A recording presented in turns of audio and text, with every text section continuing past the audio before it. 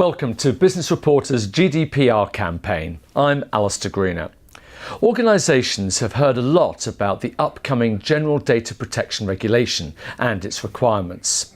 We hear a lot about the additional red tape burden and the very high stakes because ignoring the regulation could result in painful fines. Organisations are also struggling to implement new procedures so that they can comply. What are these challenges? Can we turn the burden into an opportunity?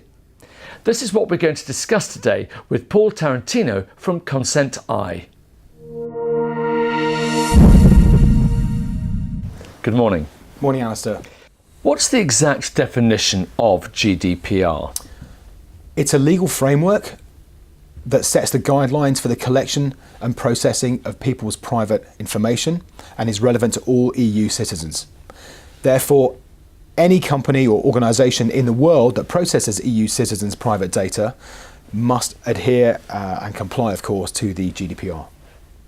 Now, there is a whole raft of protection regulations all over the world that companies and organisations are very used to having to comply with.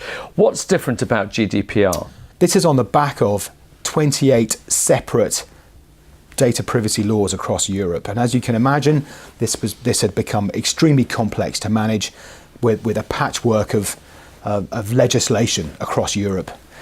So what was needed, and in my opinion long in coming, is a consolidated single data privacy law that breaks down the barriers or breaks down the walls of complexity and enables organisations to have a common framework or a standard framework in which to adhere to to build more trust and transparency across Europe with their customers.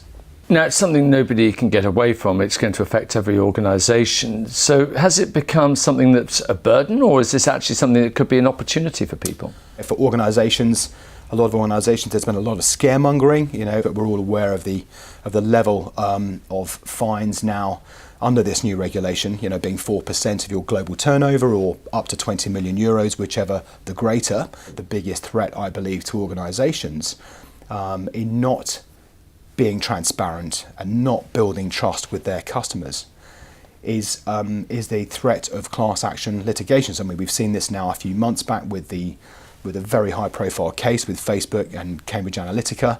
It's not the ICO that they should be concerned about, but more how they run their business and the image they're giving to their customers. Do they want to be an organisation that is seen in their customers' eyes to be trustworthy and transparent with how that organisation manages their customers' personally identifiable information and manage that responsibly? Now, it's something that, as you say, organisations had 2 years warning for this. They knew it was coming. They knew what was required. So in your experience, generally, how prepared have organisations been for this? By the end of 2018, only 50% of businesses or organisations, we believe, will be compliant with GDPR, or prepared, I should say, and only 23% of companies or organisations in the UK at this time, we believe, are actually compliant, so 23% in the UK. So that leaves a lot who aren't, Yeah. And you touched on it before. There are some huge consequences for organisations that are found not to be compliant. There are some very big consequences. As I mentioned, a risk of loss of revenue due to adverse PR and reaction from their customers. There could be brand damage, reputational impact, which could, as I say, impact the bottom line. But I think there is a lot of benefit that can be driven from becoming GDPR ready or compliant with this regulation. In the sense that marketing statistics will tell us that by having a more focused approach to your loyal customers, companies will increase revenue, and there's many examples of that happening. Not to mention, of course, the ethical elements of complying with this data privacy regulation. I mean, Alistair, it's the biggest change we've seen now in 30 years in data privacy, and it's here to stay. I mean, the 25th, which we've seen come and go now, it really just marks the beginning of a new data privacy era. You mentioned earlier on that only 23% of organisations were actually compliant when the regulation came in. Yes. That's an awful lot who aren't compliant. So what proved to be the big challenge for organisations in becoming compliant? Why do they find it so difficult? If you look at the whole issue around where data's stored, how it's collected, how it's ultimately processed, and what those and how you then report a data breach, all these things need to be documented and understood before you can then change the way you do things. Let's look at the consent aspect. Tell us more about the type of consent that organisations need to secure to become compliant, and why is it difficult for organisations to get that consent? There's a raging debate at the moment around legitimate interest versus consent. And the GDPR states very clearly that consent must be separate, must be very clear and transparent and freely given. And in that sense, that is the main difference. And of course, there's been a lot of organisations are wrestling with the fact that do they need consent, or do they have a legitimate interest to assume that they can use customers' private information in the general course of delivering a service or a product to their customers. Now that's just one aspect which is proving challenging for organisations, but looking at it again from a general perspective, would you say this is a technology problem, a people problem, or a process problem? It's actually all three. It's process first, people, and then technology.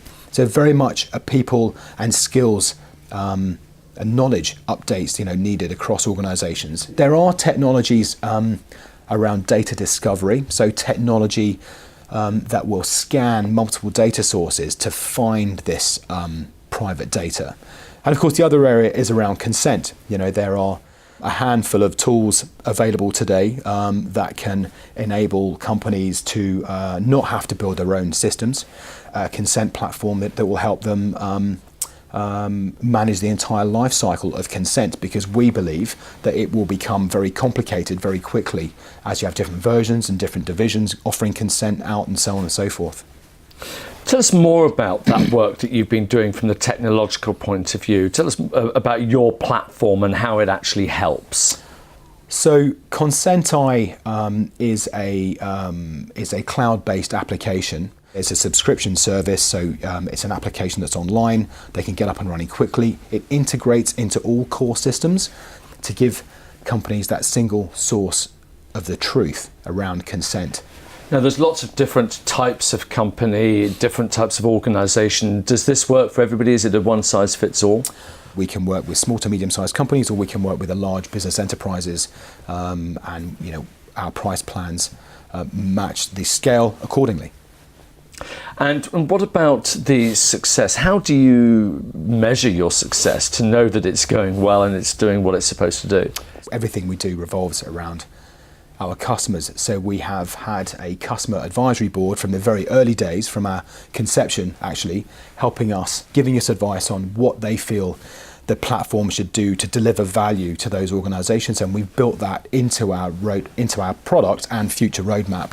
Now and in the future, it scales, and of course it's highly secure, as you'd expect as well.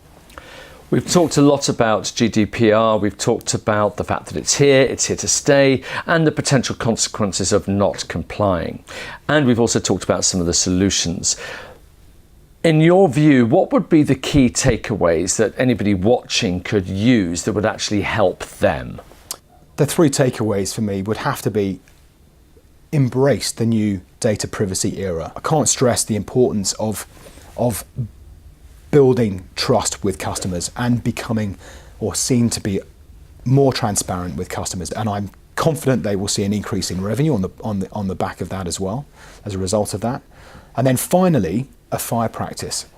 I would strongly recommend, if organisations haven't done it already, I would highly recommend that they run some drills internally and say, okay, let's imagine we've had a plethora of subject access requests.